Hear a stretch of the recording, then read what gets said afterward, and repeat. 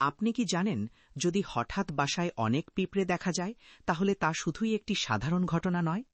ইসলামী স্কলারদের মতে এটি হতে পারে আল্লাহর পক্ষ থেকে 5টি গোপন বার্তার একটি। আসসালামু আলাইকুম প্রিয় দর্শকগণ, আপনারা হয়তো জানেন না, পবিত্র কোরআনে এমন একটি সম্পূর্ণ সূরা রয়েছে যা শুধুমাত্র পিঁপড়ে নিয়ে অবতীর্ণ হয়েছে। সূরাটির নাম সূরা নামাল, যার অর্থ হচ্ছে পিঁপড়ে। কল্পনা করুন, কতটা গুরুত্বপূর্ণ হলে আল্লাহ তাআলা একটি ছোট্ট প্রাণীর নামে একটি পূর্ণাঙ্গ সূরা নাজিল করেন। তাহলে প্রশ্ন হচ্ছে, এই ক্ষুদ্র পিঁপড়ে কি বার্তা দেয় আমাদের? কেন ইসলামে বাসার ভেতরে পিঁপড়ে হত্যা নিরুৎসাহিত করা হয়েছে? নবী সুলাইমান আলাইহিস সালামের সঙ্গে পিঁপড়েদের একটি অবাক করা ঘটনা রয়েছে, যা প্রতিটি মুসলমানের জানা প্রয়োজন।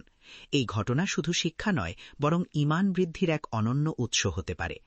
আজকের এই ভিডিওতে আমরা জানব, বাসায় পিঁপড়ে দেখা দিলে কি বার্তা লুকিয়ে থাকতে পারে। সূরা নামালের পিঁপড়ে নিয়ে আল্লাহর বিশাল শিক্ষা, নবী সুলাইমান আলাইহিস সালাম ও পিঁপড়ের অসাধারণ কাহিনী, এবং কেন ইসলাম আমাদের শেখায় এই ছোট্ট প্রাণীগুলোকেও গুরুত্ব দিতে। ইনশাআল্লাহ গল্পের শেষে আপনি বুঝতে পারবেন কেন এই ছোট্ট পিঁপড়ে আল্লাহর দৃষ্টিতে এত গুরুত্বপূর্ণ এবং এর পেছনে লুকানো রহস্য কি। চলুন শুরু করা যাক। এক বিস্ময়কর ঘটনা নবী সুলাইমান আলাইহিস সালামের জীবন থেকে।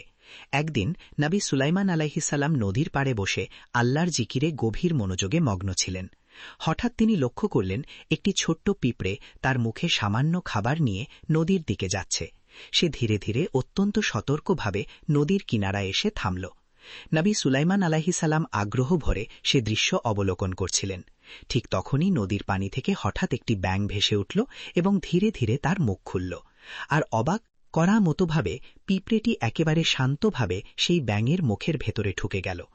আপনি হয়তো ভাবছেন, ব্যাঙটি এবার পিঁপড়েটিকে খেয়ে ফেলবে। নবী সুলাইমান আলাইহিস সালামের মনেও প্রথমে তেমনটাই আশঙ্কা জেগেছিল, কিন্তু পরবর্তী দৃশ্য ছিল আরও বিস্ময়কর। ব্যাঙটি মুখ বন্ধ করে পানির নিচে ডুব দিল।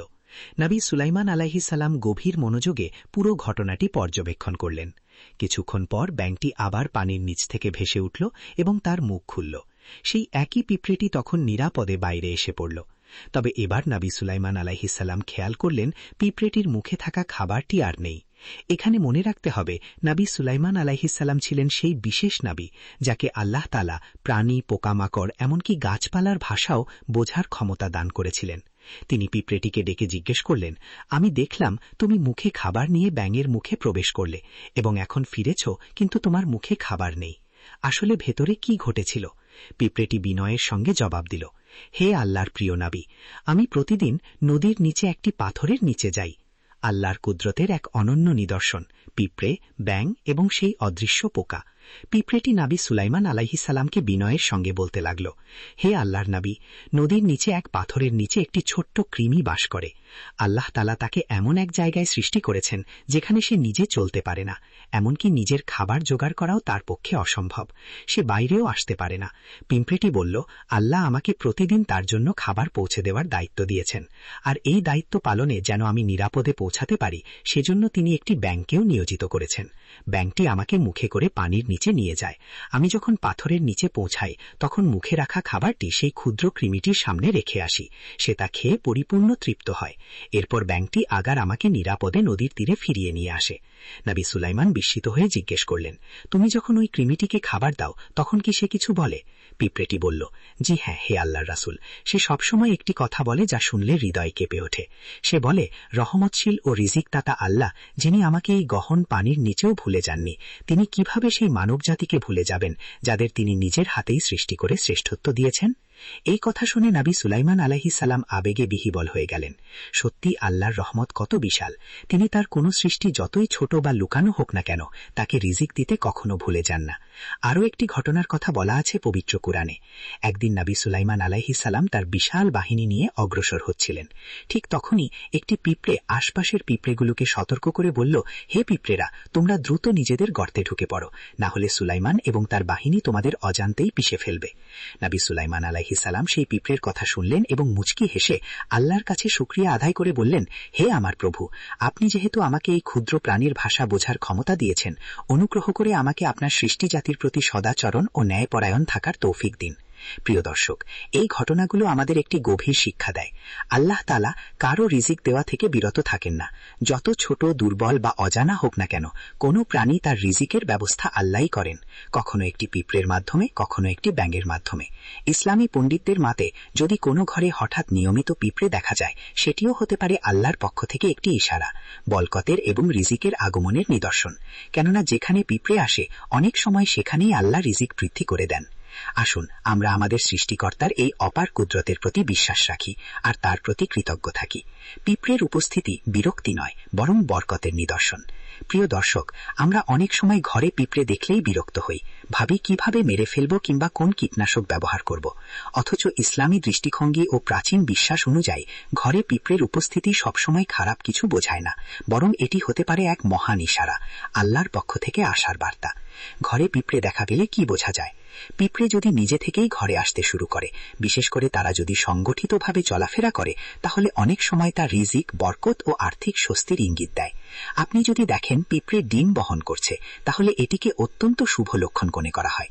এটি রিজিক বৃদ্ধির ও শান্তিময় জীবনের ইঙ্গিত।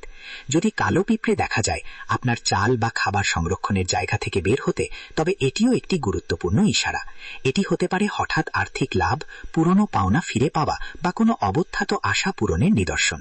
আপনি যদি দেখেন পিঁপড়ে ঘুরছে গয়নার বাক্সে, তাহলে প্রাচীন বিশ্বাস অনুযায়ী এটি ইঙ্গিত করে আপনি শীঘ্রই স্বর্ণ, দামি অলংকার বা মূল্যবান কিছু পেতে পারেন। অনেকের অভিজ্ঞতায় এমন ঘটনার পর সত্যিই আর্থিক প্রাচুর্য এসেছে। পিঁপড়ে আর দিক নির্দেশনা। পিঁপড়ে যদি দেখা যায় ঘরের উত্তর দিকে, তাহলে এটি ধরা হয় আসন্ন সুখ, মানসিক শান্তি ও পারিবারিক সৌহার্দ্যের প্রতীক। ইসলামী ব্যাখ্যায় উত্তর দিককে শুভ ও বরকতময় বলা হয়েছে। আর যদি ঘরের পশ্চিম পাশে পিঁপড়ে চলাফেরা করতে দেখা যায়, তখন একে অনেক সময় ইঙ্গিত হিসেবে ধরা হয় বিদেশ ভ্রমণ, নতুন সুযোগ বা উন্নত ভবিষ্যতের শুরুর ইঙ্গিত। তবে একটি কথা সবসময় মনে রাখা উচিত, আমরা অনেক সময় না জেনে পিঁপড়েদের নির্মমভাবে মেরে ফেলি। অথচ যতক্ষণ না তারা বিষাক্ত, ক্ষতিকর কিংবা আমাদের খাবার নষ্ট করছে, ততক্ষণ তাদের হত্যা ইসলামী দৃষ্টিতে নিরুৎসাহিত করা হয়েছে। কারণ তারাও আমাদের মতোই আল্লাহর শ্রেষ্ঠ প্রাণী, তাদের রিজিকও তিনি দেন। পিঁপড়ের দোয়া এক হৃদয় ছোঁয়া ঘটনা নবী সুলাইমান আলাইহিস সালামের যুগ থেকে। একটি প্রামাণ্য ইসলামী বর্ণনা অনুযায়ী একবার নবী সুলাইমান আলাইহিস সালাম কিছু মানুষকে নিয়ে বৃষ্টির দোয়া করতে বের হয়েছিলেন। চারদিকে খরা, পানির অভাব, মানুষ কষ্টে, সবাই আল্লাহর কাছে রহমতের বৃষ্টি কামনা করছিল। ঠিক সেই সময়ে পথের ধারে তিনি একটি বিস্ময়কর দৃশ্য দেখলেন। একটি পিঁপড়ে তার পিঠের উপর শুয়ে আছে, ছোট্ট পা দুটি আকাশের দিকে তুলে আল্লাহর কাছে আকুতি করছে। পিঁপড়েটি বলছিল, হে সকল জগতের পালনকর্তা, আমরাও তো আপনার সৃষ্টি, আমাদেরও বেঁচে থাকার অধিকার আছে। যদি আপনি বৃষ্টি না দেন, তবে আমরা তো অনাহারেই মরে যাব। এই ক্ষুদ্র প্রাণীর হৃদয় ভাঙা দোয়া শুনে নবী সুলাইমান আলাইহিস সালাম বিহ্বল হয়ে পড়লেন। তিনি তার সাথীদের বললেন, চলুন, আমাদের আর এগিয়ে যাওয়ার প্রয়োজন নেই। আল্লাহর রহমত এই পিঁপড়ের দোয়ার কারণেই বর্ষিত হবে। আমাদের দোয়া অপেক্ষা এই দোয়াটি আল্লাহর দরবারে কবুল হয়ে গেছে।